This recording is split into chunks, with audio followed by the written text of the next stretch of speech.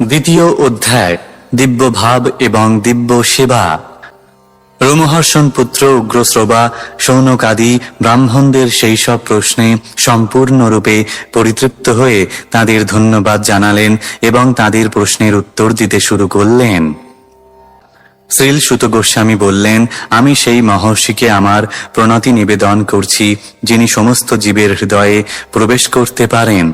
তিনি যখন সন্ন্যাস অবলম্বন করার জন্য উপনয়ন অনুষ্ঠান হওয়ার আগেই গৃহত্যাগ করে চলে যাচ্ছিলেন, তখন তার পিতৃদেব শ্রীল ব্যাসদেব তার বিরহে কাতর হয়ে তাকে হে পুত্র বলে আহ্বান করেছিলেন।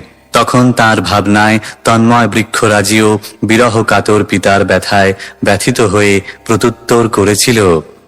সংসার রূপ গভীর অন্ধকার উত্তীর্ণ হওয়ার অভিলাষী বিষয়াসক্ত মানুষদের কাছে কৃপা করে যিনি স্বীয় প্রভাব জ্ঞাপক সমস্ত বৈদিক জ্ঞানের সারভূত অনুপম আত্মতত্ত্ব প্রকাশক দীপ সদৃশ সর্বপুরাণ রহস্য শ্রীমদ্ ভাগবত বলেছিলেন, সেই মুনিগণের গুরু ব্যাস তনয় শ্রীল শুকদেবকে আমি আমার সশ্রদ্ধ প্রণতি নিবেদন করি।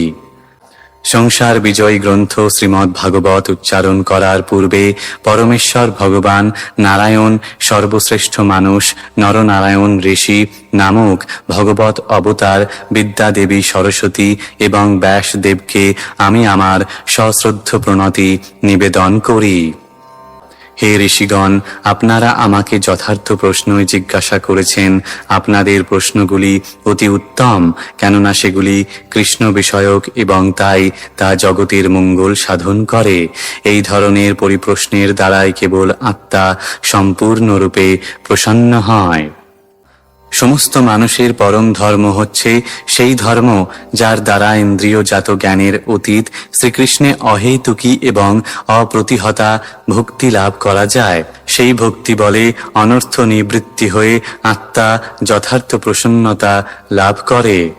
ভক্তি সহকারে পরমেশ্বর ভগবান শ্রীকৃষ্ণের সেবা করা হলে অচিরেই শুদ্ধ জ্ঞানের উদয় হয় এবং জড়জাগতিক বিষয়ের প্রতি অনাসক্তি আসে।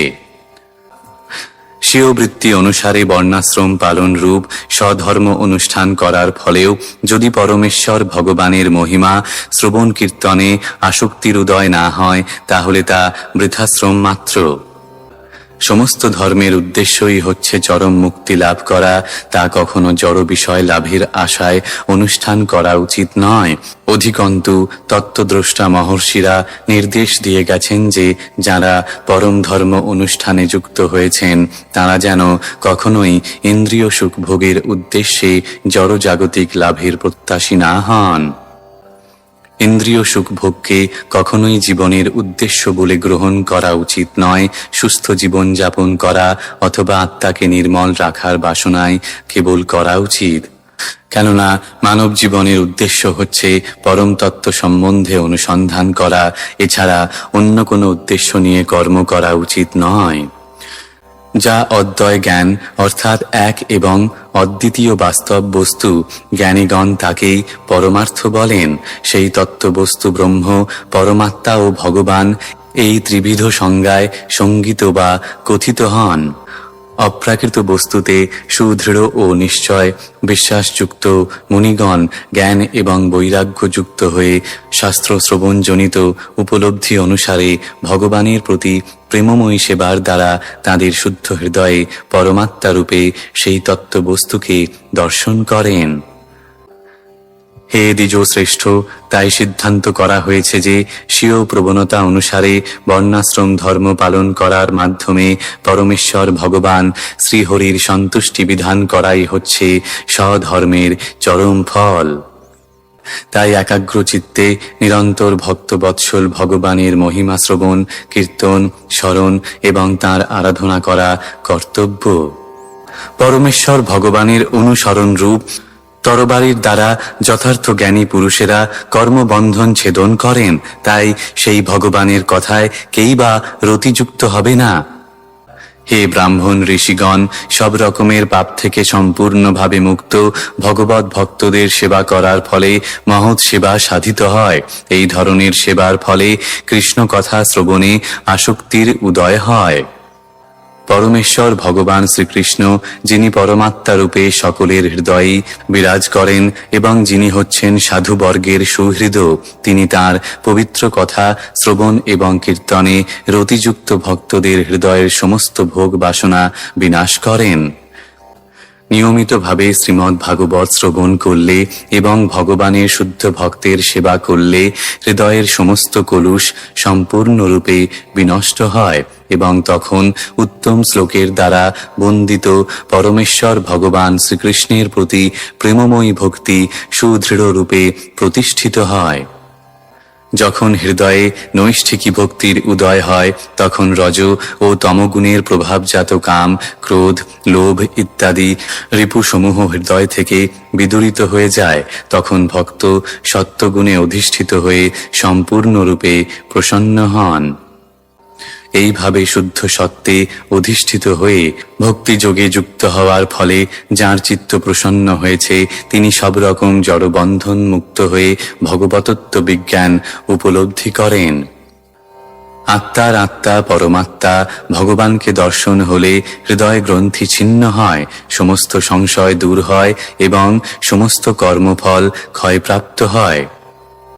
তাই সমস্ত পরমার্থবাদীরা চিরকাল গভীর আনন্দ সহকারে পরমেশ্বর ভগবান শ্রীকৃষ্ণের সেবা করে আসছেন, কেননা এই ধরনের প্রেমময়ী সেবা আত্মাকে অনুপ্রাণিত করে। পরমেশ্বর ভগবান সত্ত্ব, রজ এবং তম নামক জরা প্রকৃতির তিনটি গুণের সঙ্গে পরোক্ষভাবে যুক্ত। জড় জগতের সৃষ্টি, পালন এবং বিনাশের জন্য তিনি ব্রহ্মা, বিষ্ণু এবং শিব এই তিনটি গুণজাত রূপ ধারণ করেন। এই তিনটি রূপের মধ্যে সমস্ত মানুষই সত্ত্বগুণজাত রূপ বিষ্ণুর থেকে আত্যন্তিক মঙ্গল লাভ করতে পারেন। কাঠ হচ্ছে মৃত্তিকার বিকার, কিন্তু ধোঁয়া কাঠ থেকে শ্রেয়, আর অগ্নি তার থেকেও শ্রেয়, কেননা অগ্নির দ্বারা উচ্চতর জ্ঞান লাভ করা যায়। তেমনি রজগুণ তমগুণ অপেক্ষা শ্রেয়, কিন্তু সত্যগুণ সর্বশ্রেষ্ঠ, কেননা সত্যগুণের দ্বারা আমরা পরম সত্যকে উপলব্ধি করতে পারি। পূর্বে সমস্ত মহর্ষিরা পরমেশ্বর ভগবানের সেবা করেছিলেন, কেননা তিনি জড়া প্রকৃতির তিনটি গুণের অতীত। তারা জড় জগতের বন্ধন থেকে মুক্ত হয়ে আত্যন্তিক মঙ্গল সাধনের জন্য তার আরাধনা করেছিলেন। যারা সেই সমস্ত মহাত্মাদের পদাঙ্ক অনুসরণ করেন তারাও এই জড় জগতের বন্ধন থেকে মুক্ত হওয়ার যোগ্যতা অর্জন করেন। যারা মুক্তি লাভের জন্য ঐকান্তিকভাবে আগ্রহী তারা অবশ্যই অসুয়ারোহিত এবং তারা সকলের প্রতি শ্রদ্ধাপরায়ণ। তথাপি তারা ভয়ঙ্কর আকৃতি বিশিষ্ট দেবদেবীদের ত্যাগ করে কেবল পরমেশ্বর ভগবান শ্রীবিষ্ণু এবং তার অংশ অবতারদের নিত্য আনন্দময় রূপের আরাধনা করেন। যারা রজ ও তমগুণের অধীন তারা পিতৃপুরুষ, ভূত এবং প্রজাপতিদের পূজা করে, কেননা তারা স্ত্রী, ঐশ্বর্য, শক্তি এবং সন্তান সন্ততি আদি জড় বিষয় ভোগের বাসনার দ্বারা প্রভাবিত। বৈদিক শাস্ত্রে জ্ঞানের পরম উদ্দেশ্য হচ্ছেন পরমেশ্বর ভগবান শ্রীকৃষ্ণ। যজ্ঞ সম্পাদনের উদ্দেশ্য হচ্ছে ভগবানের প্রীতিবিধান এবং যোগের উদ্দেশ্য হচ্ছে তাকে জানা। সমস্ত সকাম কর্মের চরম ফল তিনিই দান করেন। পরম জ্ঞান এবং সমস্ত তপশ্চর্যার উদ্দেশ্য হচ্ছে তাকে জানা এবং তার প্রতি প্রেমময়ী সেবায় যুক্ত হওয়াই হচ্ছে ধর্মের উদ্দেশ্য। তিনি হচ্ছেন জীবনের পরম উদ্দেশ্য। এই পরমেশ্বর ভগবান স্বয়ং নির্গুণ হয়ে প্রথমে কার্যকারণাত্মিকা ত্রিগুণময়ী স্বীয় বহিরঙ্গা শক্তি মায়াকে নিরীক্ষণ করে এই বিশ্ব সৃষ্টি করেছিলেন। জড় জগৎ সৃষ্টি করার পর ভগবান নিজেকে বিস্তার করে তার মধ্যে প্রবেশ করেন। যদিও তিনি জড়া প্রকৃতির গুণগুলির মধ্যে অবস্থিত এবং যদিও মনে হয় যে এই জড় জগতে তার সৃষ্টি হয়েছে, তবুও তিনি তার অপ্রাকৃত স্তরে অধিষ্ঠিত এবং পূর্ণ জ্ঞানময়। আগুন যেমন কাঠের মধ্যে নিহিত থাকে, তেমনি পরমেশ্বর ভগবানও পরমাত্মারূপে সবকিছুর মধ্যে পরিব্যাপ্ত।